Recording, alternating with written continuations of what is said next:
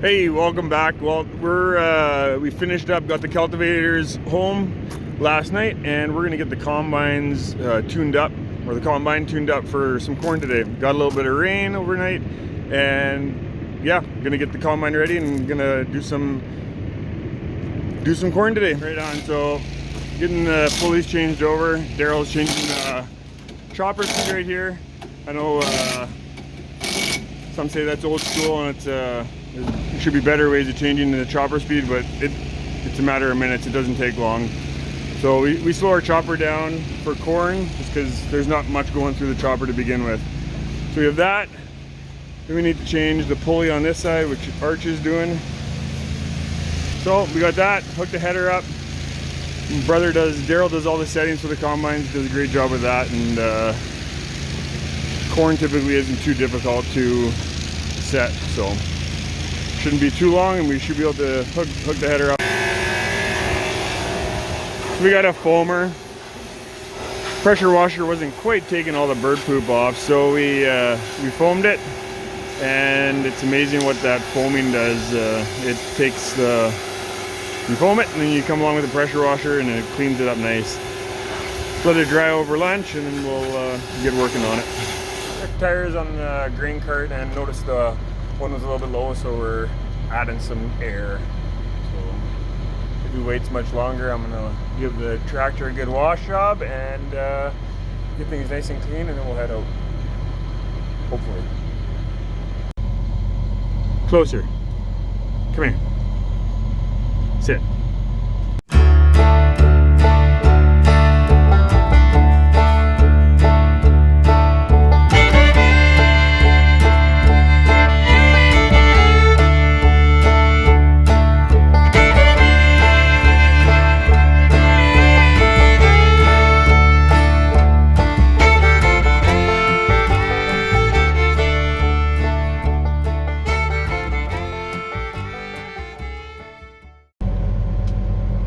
Well, we're just getting everything dialed in here. Plan for the day is to get headlands done, get an idea of what the moisture is at. First test of the moisture actually was 17.5, so we were pretty happy with that. So we'll keep her going and see what we get done today.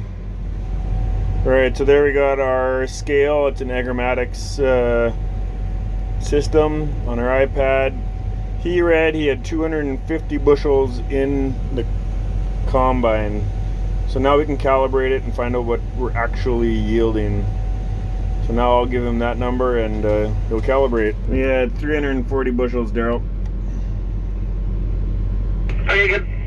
Well, it looks like that's going to be a night where we got some of the headlands done, and one of the rows we were having a bit of slip clutch problem, so we're going to rip that apart and see what's going on there. Well, it's Saturday, so Peter's here today, and we're going to try and get some more corn combine today, but Daryl ran off to go get some parts.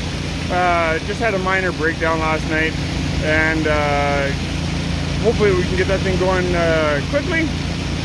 But in the meantime, the moisture was running in at 17.5 to 23, which is kind of all over the place, so we got to get the dryer set up, and we were hoping that our beans would be cleaned up before we got going in corn, but their elevator's not taking it quite yet, so I got to move a 6,400 bushel bin of beans into another bin, and we decided to do it the lazy way.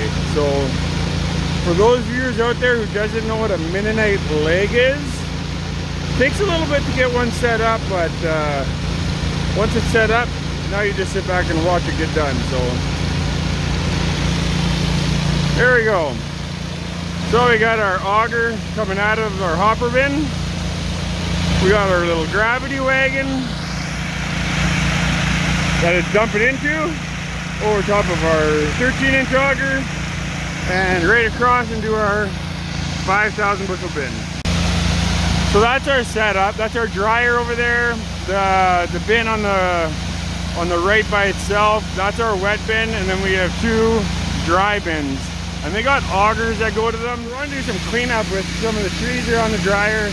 I got this chainsaw, it's pretty sweet. I looked everywhere, and I mean everywhere. I told my wife, Lindsay, and well, there, she found it. Thank you. Oh, we filled the one bin up. Quickly moved the auger over. It actually doesn't take much to move the auger over at all. We on both of our 13-inch augers, we have auger steers on them. We bought them off of a company called Triple Star, and you can move the auger around nice. It's all on hydraulics. It's called auger steer. If you guys run augers, you literally can move from bin to bin in half the time. Makes taking turns in the road and in and out of our driveways a lot easier. So totally recommend it. Works awesome. So in about that, probably takes about half hour, and we should have this bin full and that bin empty. So we're going here again. We had a clutch. One of the clutches for our Roni unit was giving us a bit of grief. Took a look at it. It was getting a little hot on us, and we were having no power with it. So we ripped it apart, threw a new clutch in there. So we're going again. Arches on the combine, and Daryl and Peter are back getting the rest of the dryer all set up, ready to go. So we've been running Gleaner since as long as I can remember. Dad always, I'm pretty sure Dad's first combine was a Gleaner, and the first combine that I remember us farming with was an L2. We got the second one, it was an L a little bit later on. We ran an L2 and an L.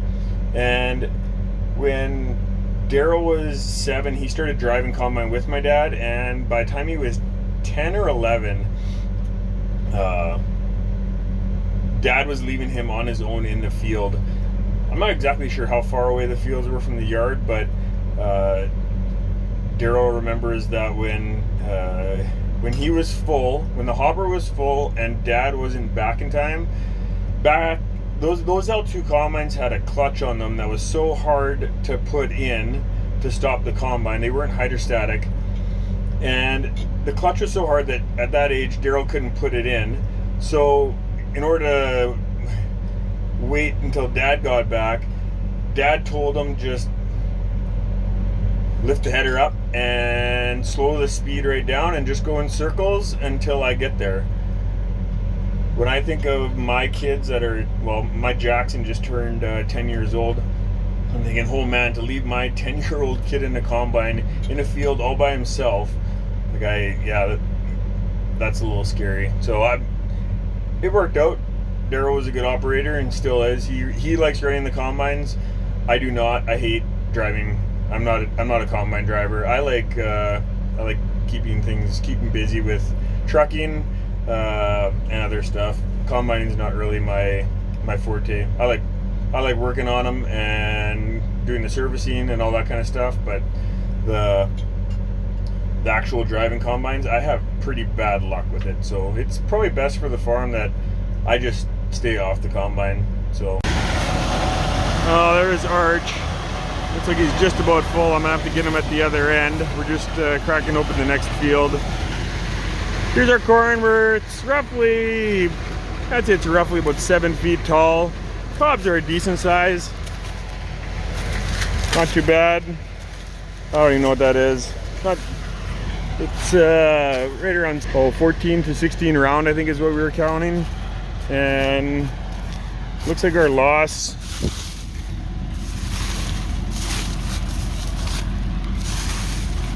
isn't too bad. There's a kernel, the odd kernel there.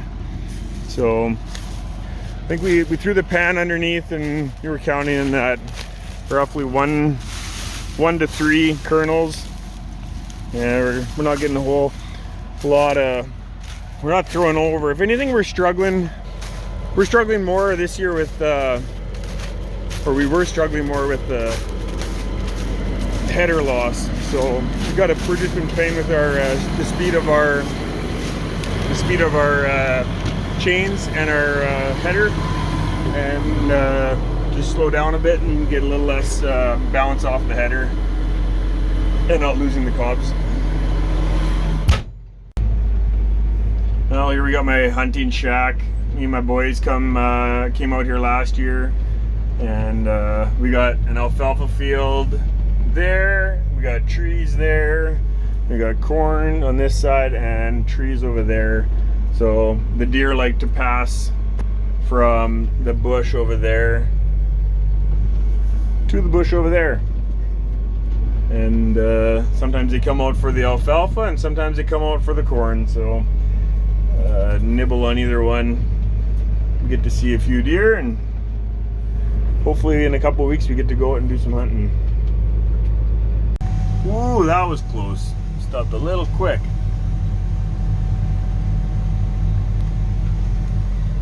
We actually got cameras.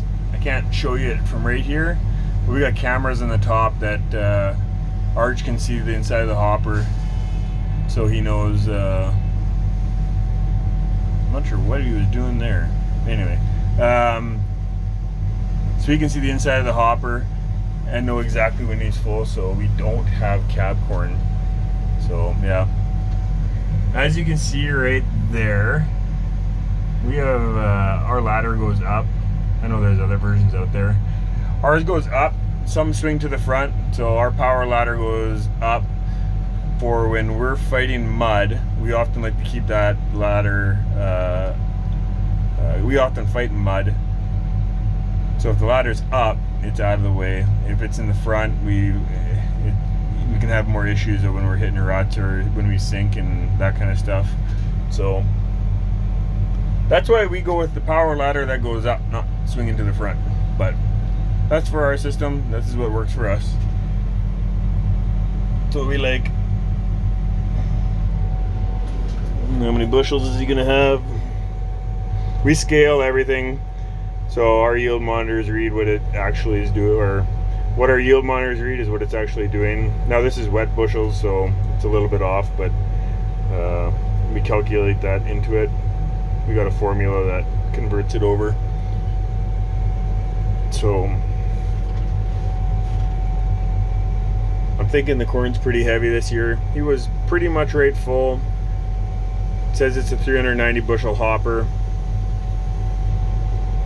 Could have squeezed a couple more bushels in there, I guess, but oh, it's pretty good. 385 bushels. Well, just about done the headlands on the next field, and Peter's coming to trade me off, so Daryl's having some issues getting the dryer going, so we're gonna go tackle that and get the dryer rolling so we can stay ahead of the bottleneck. You think you know what you're doing? Yeah, I think so. I hope so. Well, we'll find out. Enjoy! Well, we got the dryer running, and guys are still combining. Probably call it a day or a week here shortly. But yeah, we've had a good run at it. Hope you liked the video, and yeah, give it a thumbs up and subscribe if you like it. Thanks.